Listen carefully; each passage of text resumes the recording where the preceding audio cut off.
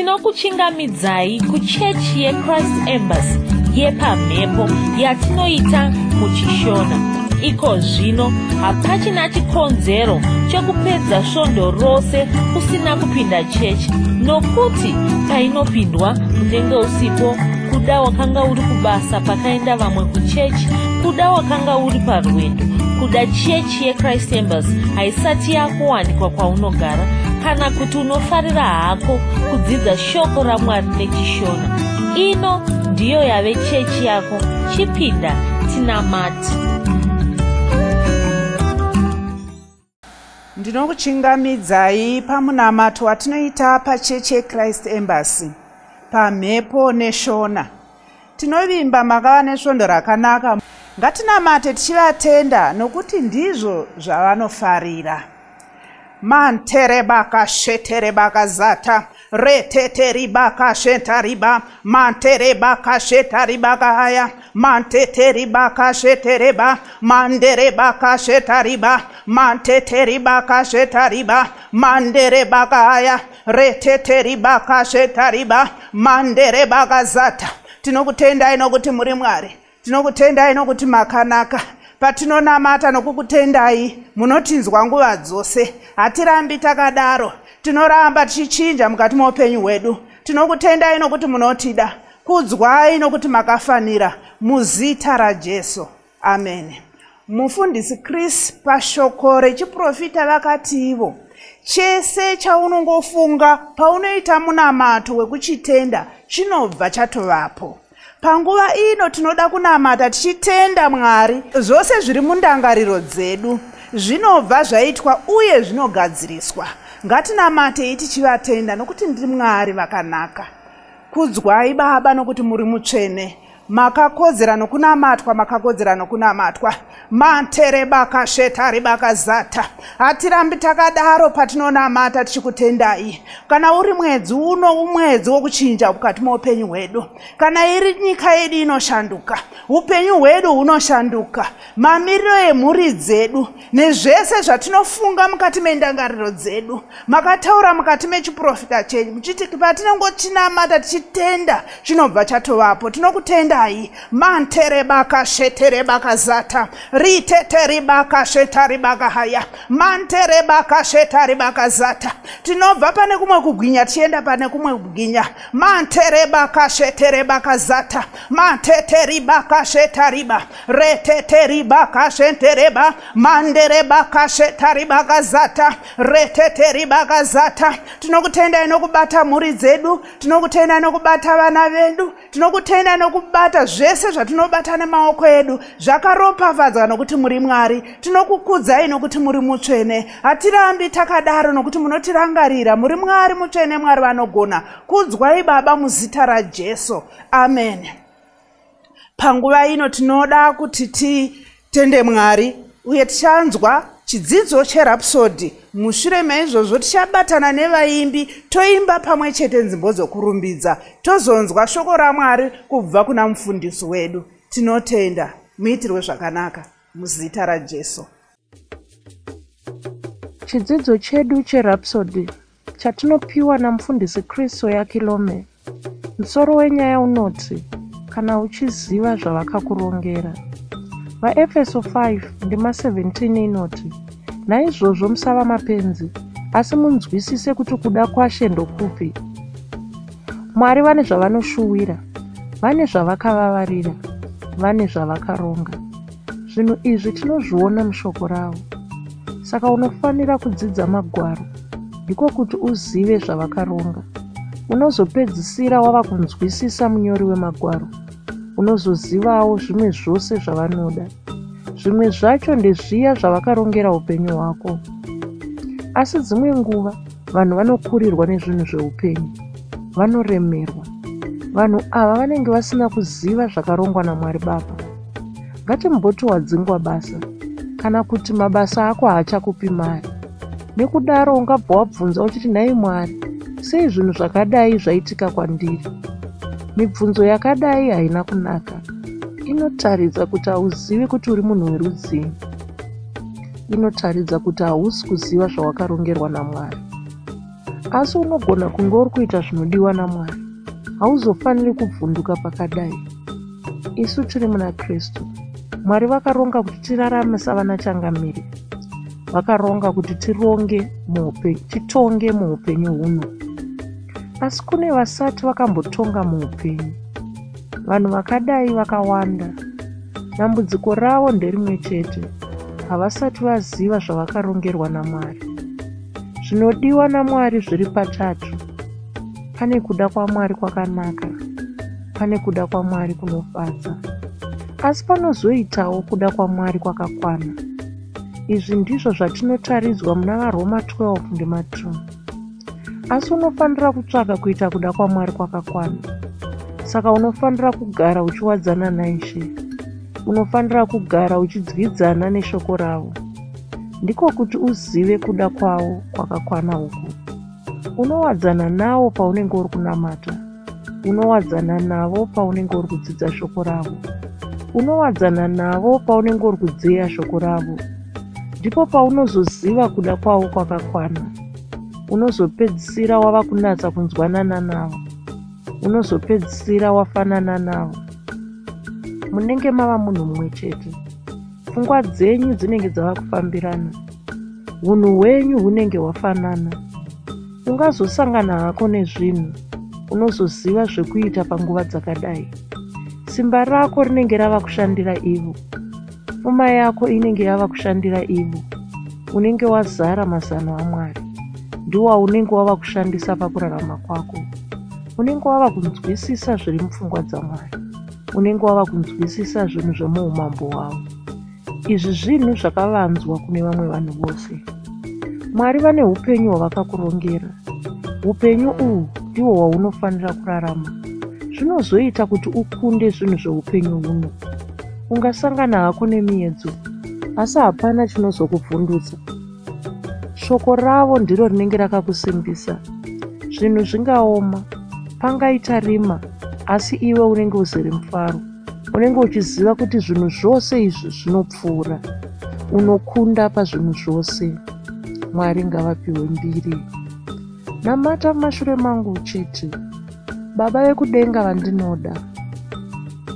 Ndinokutendai. Shoko renyu rajekesera mweya wangu.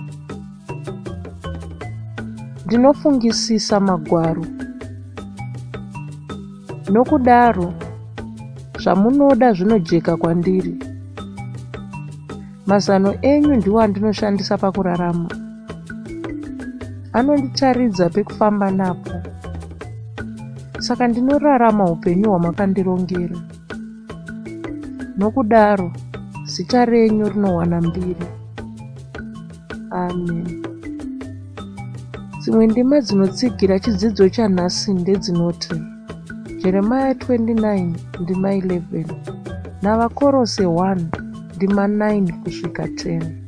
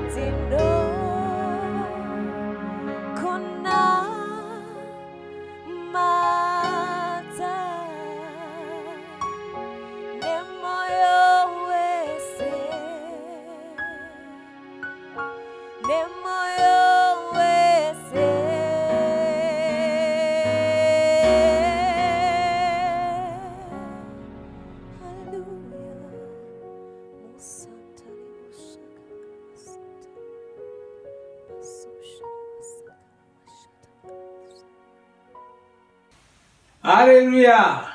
Tinosangana pamunamato wedu weChrist Embassy watinoita pamhepo muchishona ndichimba kuti makava nesvondo rakanaka uye ndichikukorokotedzai zvekare ndinozva takatopinda nechekare mumwedzi uno wanyamavhuvhu asi ndokukorokotedzai zvekare kuti takapinda mumwedzi uno ndinoziva kuti manga muchifamba nesu mwedzi yese iyi uye muchifambawo neshoko raMwari ranga richiuya kwamuri. Tinoda kutenda zvikuru mufudzi Kristu yaKilome vanotipa mukana iwoyo kuti tisangane pamwe chete tichinamata tichidzidza shoko raMwari tichiita mabasa tinofanira kuita mukereke. Haleluya. Takakuvimbisai zvekare tichiti mugare makatiteya nokuti tanga tichida kuzokupai shoko rechiprofita romwedzi wanyamavhuvhu ratakapiwa namufudzi Chris. Vanga vakatiteya vakatonzwa nechekare kuti mwedzi uno wanyamavhuvhu mwedzi wechii. Takadzidziswa tikaudzwa kunzi mwedzi wanyamavhuvhu mwedzi werunako. Haleluya. Mwedzi werunako. Mufudzi Chris vakatidzisa zvakati wandei pamusoro pemwedzi iwoyu, vakatitaridza kubva mushoko raMwari zvavanga vari kutaura chaizvo, zvavanga vari kureva chaizvo pamusoro pemwedzi iwoyu. Toda kuti taure zvishoma pamusoro pemwedzi iwoyu, pechiprofita chemwedzi iwoyu, kuti tose tizive kuti tiri kufamba neshoko ripi. Haleluya. Imwe ndima mufudzi Kristu vakaverenga ndima dzakati wandei. Imwe ndima yavakaverenga yandinoda kuti ndibate nayo iri muna Mapisarema 90 ndima ye10 kwanzi kunaka kwaJehovha Mwari wedu ngakuve pamusoro pedu. Haleluya. Mutisimbisire basa ramaoko edu, zvirokwazvo basa ramaoko edu murisimbise. Kwanzi kunaka kwaJehovha Mwari wedu ngakuve pamusoro pedu. Haleluya. Uyu wanga uri munamato wa Moses. Moses ndiye wakanyora Pisarema irori, asi Dhavhidhi wanga uri munamato wake waanga ari kuita kuna Mwari achitsvaka kuti kunaka kwaMwari, kunaka kwaJehovha kuonekwe pamusoro pake. Haleluya. Chimwe chatakadzidziswa ipapapo ndechekuti isusu hatichanamati tichidaro nokuti kunaka kwaMwari kwava matiri uye taakugona kubudisa kunaka ikoko. Kunouya nei? Kwai kunouya neshoko raMwari. Saka chekutanga ndati mwedzi uno mwedzi werunako. Haleluya. Pane zvinhu zvitatu zvandoda kuti ndikuzivisei zvatichawana zvimwe nguva mumasvondo ari kuuya, nguva yokunyatsotarisa tinyatsozvinzwisisa nokuzvidzidza zvakati wandei. Zvinhu zvitatu zvavakatitaurira ipapo zvandoda kuti mufambe nazvo. Chokutanga, sokutaura kwandatoita, runako rwaMwari runouya pauri kubudikidza neshoko raMwari. Hachisi chinhu chinoonekwa pameso pako, hachisi chinhu chinoonekwa pahuma yako, asi chinhu chinofanira kunge chiri mumweya mako. Paunenge uchiisa shoko raMwari mumweya mako, runako rwaMwari runobva rwabuda. Kunaka kwaMwari kunobva kwabuda, kunobva kwaonekwa navanhu. Shoko raMwari rinonatsa. Muna Jesu akataura kuvadzidzi vavo zvikanzi matonatswa neshoko randataura kwamuri. Matonatswa, matogezwa, matocheneswa neshoko randataura kwamuri. Kureva ndozvinoita shoko raMwari parinenge richiuya mauri, richiuya mukati momweya wako, rinenge richikunatsa, richiunza runako rwaMwari. Vanhu vanozongoona munhu wakanaka. Imbobvu ngandimbotora kuti shoko raMwari rerudo rapinda mauri. Uchibudapo shoko iroro rikange rashanda mukati momweya wako, rikange ragara mauri, paunobudapo vanhu vanenge vachiona munhu ane rudo. Hauchagoni kufinyamira vanhu, waakugona kunyemwerera vanhu, waakugona kuda vanhu, waakugona kuvaitira zvakanaka. Chii chaakuitika? Vanhu vakuona runako rwaMwari pamusoro pako. Ndo munamato uri kuitwa naMozisi pano, kwanzi kunaka kwaJehovha Mwari wenu ngakuve pamusoro pedu. Saka chokutanga, kwanzi mumwedzi uno dzidza kuzadza nokututira shoko raMwari mumweya mako. Usanzwira shoko raMwari usimbe, usaremera. Shanda kuti shoko raMwari rizare mukati muupenyu hwako. vakorose 3 ndima 16 tichazombobatani ndima iyo kupambira apa. Inotaura chikwanzi shoko raKristu ngarigare mamuri riwande. Haufaniri kungoita shoko raMwari rokuzononzwa kuchechi musi wesvondo. Haufaniri kungoita shoko raMwari rongoita zvongogumana naro. Kuna vamwe vasingatoti vanototi kana pavanoenda kuchechi paipa vanoda kutoti vanongopinda muchechi zvechinapo chidoko vobuda kureva kuti vanoda kungozviunza pane shoko raMwari. Kwechinapo chidoko vobuda vopinda kunze uko kwavanenge vakusangana nezvimwe zvakawanda zvisinei neshoko raMwari, zvichingobata upenyu hwavo, zvichingoshandura upenyu hwavo, zvichingokanganisa upenyu hwavo. Shoko rinofanira kuchivageza nokuvanatsa. Vanongoti vangoita rungoita chamuyuruduru rwavo buda wenda so rubhabhatidzwa. Aiwa, gara naro kuchechi. Hazvina kukwana kungorinzwira kuchechi chete. Wadzoka kumba zvipe nguva yekudzidza shoko raMwari. Ndosaka chikutumirai marapsodi nguva imwe neimwe kuti muone mudzidze. Hazvifaniri kungogumira kuchechi, mudzidze zuva rimwe nerimwe. Saka kwanzi shoko raMwari ngariwande mamuri, ndo rinobudisa runako rwaMwari. Kwaiva bhaibheri riri kuzvifambira. Haleluya. Itinozvidzidzisa nengokutaura ndima mumusoro. Ndo zvaunofanira kuita izvozvo. Chechipiri kwanzi taura nedzimwe ndimi. Mumwedzi unoyo taura nedzimwe ndimi. Kwanzi unofanira kuita zvokudhidha mundimi. Unofanira kutaura nendimi kusvikira dzazara muviri wako wese. Haleluya. Mona kuna vamwe vanofarira kunamata pfungwa dzavo dziri kure kure. Vachingonamata haleluya vorabasata laba haleluya haleluya. Pfungwa dzake dziri uko. Aiwa. Unofanira kuita zvokudhidha mundimi.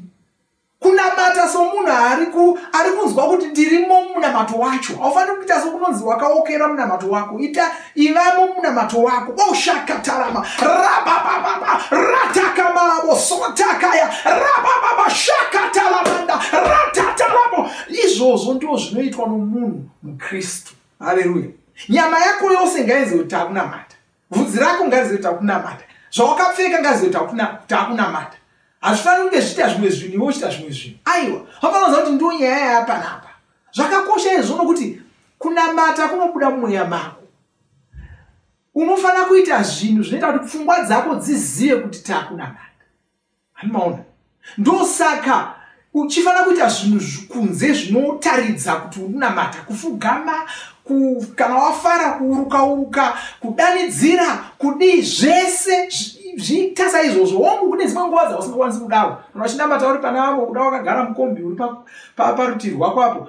Unoita hako wakanyararira. Asi kana waomba bako pakasununguka kana wawa muchechi, namata wakasununguka. Haleluya. Saka kwanzi unofanira kuita saizvozvo mwedzi uno. Chechitatu kwanzi dzidza kutenda Mwari nokuti vakaita kuti upenyu hwako hunake. Mwedzi watakabuda uyo wachikunguru profita chakatiudza kuti chakatirayira kuti tidzidze kutenda Mwari, kwete kungokumbira asi kutenda Mwari. Zvapinda zvemumwedzi uno kwanzi dzidza kutenda Mwari. Ingodzidza kutenda Mwari. Mwari ndinokutendai nokuti makaita kuti upenyu hwangu hunake.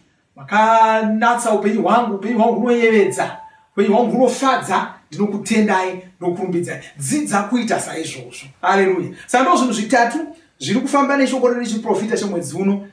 Shoko raMwari ngarizare mauri, zvizadze zvimomotere neshoko raMwari. Zara shoko raMwari. Ngarive iro roga rinongobuda paunenge uchitaura. Ngarive iro roga rinoonekwa pauri patinenge takakutarisa. Ndokuti runako rwaMwari rwuonekwe pauri. Taura nendimi, zvidzise kutaura nendimi, kudhidha mundimi, kutaura nendimi chaizvo. Kwete zvongodzira usimbe. Aiwa, ndo chechipiri ichocho. Chechitatu kwanzi dzidza kutenda Mwari pamusoro perunako paupenyu hwako. Ndo kufamba kwatiri kuita. Tiri kupinda mumusvondo rinouya, masvondo anouya tichitarira nokudzidza zvimwe zvavakatitaridza izvozvizvi. Asi regai ndinyengetereko zvino tivhare. Baba, ndakutendai nezita raJesu Kristu. Ndinokurumbidzai, ndinokukudzai. Ndopambiri kwamuri muri mutsvene makanaka. Ndakutendai nokuda kwoumwe nomumwe ndisangana naye pazuva ranhasi. Ndakutendai nokuda kuti makanatsa upenyu hwavo muzita raJesu Kristu. Upenyu hwavo hwakanaka, utano hwavo hwakanaka, zvinhu zviri kuvafambira zvakanaka mari dzavo dzakamira zvakanaka, vane mari dzavanofanira kuva nadzo, vane zvokudya, vane zvese, kunyange zvinhu zvakaoma kunze uko, ivo zvavo zviri kuvafambira zvakanaka nokuti vana vaMwari, vane runako rwaMwari mukati muupenyu hwavo, muzita raJesu Kristu. Amen. Haleluya. Zvakanaka, ngatisangane zvekare musvondo rinouya tichiramba tichidzidzisa shoko raMwari. Mukoke vamwe munamate makawanda. Mwari vakuropafadzei. Vimba makomborerwa nemunamato wesvondo rino. Kana manga musati mazvarwa patsva, namatai mumashure mangu, muchidudza, muchirevesa, taurai muchiti, Mwari vari kudenga, ndinouya kwamuri, ndinokoka Jesu kuti vapinde mumwoyo mangu, ndinokumbira kuti Jesu vatonge upenyu hwangu, ndinopupura kuti Jesu ndivo vavaishe wangu. Saka ndinogamuchira upenyu usingaperi mumweya mangu. Ndazvarwa patsva, ndava chisikwa chitsva. Ndinokutendai. Amen. Makorokoto mazvarwa patsva, tinokugamuchirai muchechi yeChrist Embassy. Titumirei zita renyu nekwamunogara. Munogona kutumira iri SMS kana WhatsApp pa 0772 215 kana kutuma tsamba pa shonaror@gmail.com. Muchida kupa mpiro yenyu neEcocash, rovai namba *151*2*5*58225# motevera zvinenge zviri kutaurwa neEcocash ipapo. Kana muine nhare dzemazuva ano, munogona kushandisa KingsPay kupa mpiro yenyu. Shandisai kodi inoti TNIOG nemavara makuru. Tinoda kukuzivisai zvinotevera. Mufudzi Chris vakatizivisa kuti mwedzi wanyamavhuvhu mwedzi werunako. Mwari vakatipa upenyu hwakanaka, saka tiri kuvatenda nokuda kwaizvozvo. Zvekare tiri kututira shoko raMwari mumwoyo yedu pamwe nekutaura zvakanyanya nendimi. Mungwarire kuita zvinhu zvose izvi mumwedzi uno. Tinokurudzira kuti musadarikwe nezvidzidzo zveRhapsody. Zvidzidzei kuti shoko riwande mamuri mugone kumirisana nezvinhu zvinonetsa muupenyu. Tinodavo kuzivisa vane nhare dzeEconet kuti mava kugona kuwana Rhapsody panhare dzenyu kunyangwe musina WhatsApp. Munorova *205# mosarudza Daily Devotional, subscribe Shona Rhapsody muchishona.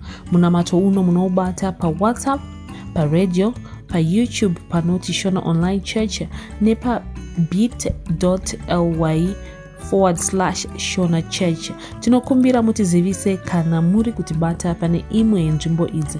Kana pari pa internet munogona kunyoresa muchitipa zita renyu. Kana pari pa WhatsApp tinyorerei tigopota tichikutumirai zvimwe zvidzidzo. Kana kutitumira SMS pa 0772 166 928. Ivai nesvondo rakanaka.